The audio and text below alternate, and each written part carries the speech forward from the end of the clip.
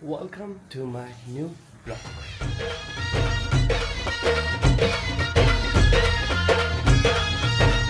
सगळे खूप लवकर फोन आला आहे मला आणि खूप लवकर उठायला लावलं आहे कारण वैदिक पद्धतीने लग्न आहे. माझी झोप पण आलेली नाही बट ठीक आहे. हा माझा आउटफिट आहे. खाली काही दाखवू नाही शकत कारण काही नाहीच खाली घातलेलं. पब्लिक बाकी पूर्ण झोपली अजून बी. हा इथे एक झोपला आहे, हा इथे एक झोपला आहे, वरती आम्ही दोघे होतो आणि अख्खं बेडशीट मी हळदीने भरवलं आहे बाई. आय डोंट नो होतं आता हॉटेलवाला कसं रिॲक्ट करेन या गोष्टीला. आता एक 5-10 मिनटानंतर आपण निघणार आहे हॉलसाठी, जिथे वेन्यूसाठी जिथे आपलं लग्न आहे. आणि पहिले तर फोटोग्राफरने स्ट्रिक्ट वॉर्निंग दिली मला शार्प तुम्ही पाहिजे आणि तेच लेट झालेत. आपली काहीच मिस्टेक नाही याच्यात. तिथे जाईन फोटोशूट करेन. मला भूक लागली जॅम, कॉफी आणि नाश्ता जर भेटला ना पाहिजे. So stay tune. आणि ॲज युजल माझ्याकडे आज पण कॅमेरा नव्हता कारण माझंच लग्न होतं. पण सकाळी 6 वाजेपासून मी आलेलो होतो इथे. हे लोक आलेले नव्हते म्हणून सकाळचं फुटेज काही नाही आहे. वैदिक पद्धतीने लग्न असल्यामुळे सकाळी लवकरच मंडपात बोलवलं गेलेलं. अशी सक्त वॉर्निंग होती ब्राह्मणांकडून. हां हेच ते रेडवाले बसलेत कोपऱ्यामध्ये ते. दक्षिणा त्यांनीच नेली ते नंतर. भाई साहब, जेव्हा मी मंगळसूत्र घातलं माझ्या बायकोच्या गळ्यामध्ये मला लिटरली तेव्हा अंगावर काटा आलेला 2 मिनिटासाठी. बिकॉज यु नो आपण 28-30 वर्ष फक्त आपण आपल्यातच जगतो, आपल्याला कळत नाही. ती त्या जबाबदारी असते, पण जबाबदारी कोणत्या गोष्टींची असते? करिअरच्या बाबतीत, पैशांच्या बाबतीत, घरच्यांच्या बाबतीत. बट ॲज अ पार्टनर म्हणून आपल्यावरती कोणाची तरी जबाबदारी आहे ना. हा एक्सपिरियन्स फक्त मंडपात उभं राहिल्यावरच मला तरी वाटतं सगळ्यांना समजू शकेन किंवा ज्यांचं लग्न झालंय ते समजू शकतील मी काय बोलतो, त्या गोष्टीला रिलेट करू शकतील. सो हे वैदिक पद्धतीने लग्न होतं. 7 फेरे घेतले. 7 फेऱ्यांचा मिनिंग पण आमच्या ब्राह्मणांनी आम्हाला सांगितलं होतं, जो की मला आता आठवत नाहीये. त्याच्यानंतर हे सप्तपदी, प्रत्येक सप्तपदीवर काही ना काही लिहिलेलं असतं. त्याचा अर्थ असतो की 7 वचनं 7 प्रॉमिसेस तुम्ही तुमच्या नवऱ्याशी करतात. त्याच्यात एक ऍड का नाही केलं मला कळलं नाही की मी नवऱ्याला त्रास देणार नाही. आता बडबड तर खूप झाली आहे. आता थोडंसं यु नो ते उंड पारी पांड फुटून त्या गाण्यावर तर थोडंसं स्लो मो बनताय या.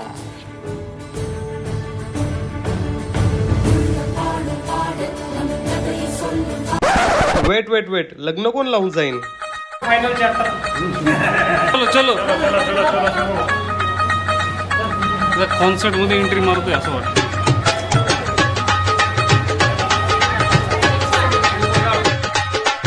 नाही आता लग्न करायचं, जेवण करायचं आणि घरी जायचं. आणि अशा प्रकारे त्यांनी घोडे किन्ने बेटाया. पहिल्यांदा आयुष्यात घोड्यावर बसायचा प्रसंग आलाय. Feeling very excitement. बसल का मी? बाई साहेब, त्या घोड्यावर 80 किलोचा बगळा बसलाय, त्याला कसं वाटत असणार. बट ठीक आहे bro, I am really sorry. कधी भेटला टांगेवाली वस्तीमध्ये तर सॉरी म्हणेन मी तुला. पहिली टांग मारतात बसलोय घोड्यावर काय. अशा पद्धतीने घोड्यावर बसल्यानंतर चालू झालं माझ्या संसाराचं चक्र. तुगडुक. खुश तर मी लय होतो, माझ्या चेहऱ्यावर दिसतंय. कारण ऑब्विसली जी होती मनात तीच आणली दारात. विषय गंभीर. घोडा देऊन तुम्हाला शेवटचा चान्स दिलेला आता पण मला चान्स आहे, पण मी तो घेऊ नाही शकत. बांधलं गेलोय मी आता अर्धा.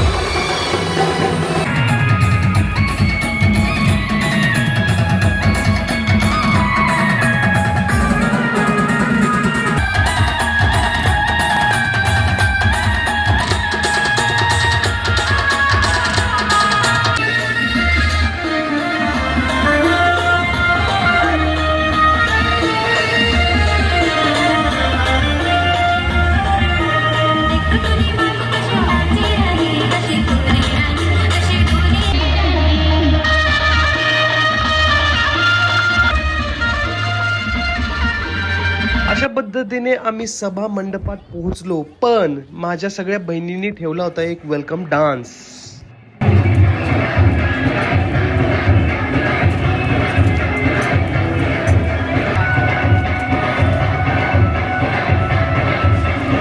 मंडपात असा काहीतरी माहोल होता. पुणेकर खूप तुम्हाला दिसत असतील ऑब्विसली, कारण लग्न पुण्याला होतं. आम्ही वराडवाले खूप कमी होतो. हा भाऊ म्हणला मला ओवाळणी द्या ना. त्याला म्हटलं ऑलरेडी तुझं बिल झालंय, पण काय काका बोलले डोंट आर्ग्यू, मी पैसे देतोय, ते द्यावे लागतात. ठीक आहे.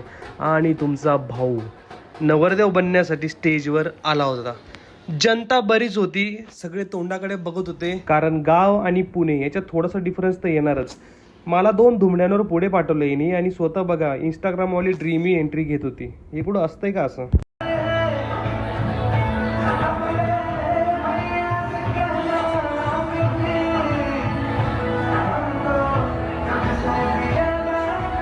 असं बघतोय नवरीकडे जसं दुसऱ्या राज्यातली मी पोरगी पटवली ते, आणि घरचे आमचे ऐकले नव्हते. बरं तरी सगळं इझिली झालं आमचं. मेन पूजा तर सगळ्याच आवरली गेली होती. राहिलं होतं फक्त फोटोग्राफी आणि फॉर्मॅलिटी.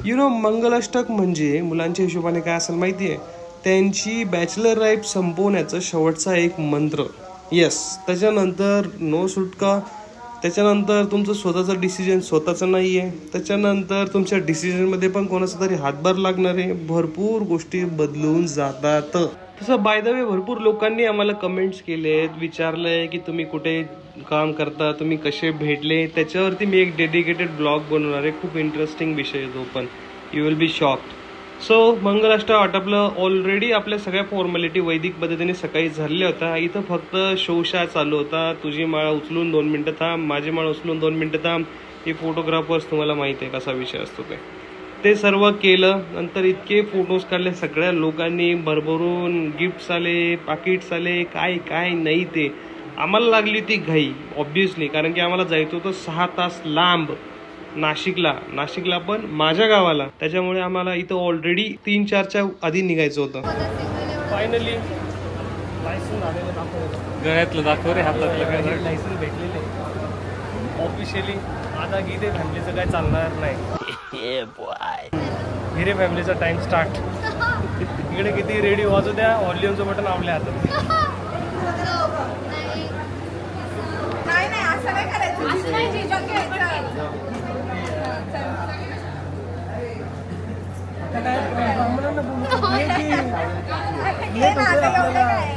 स्टार्ट.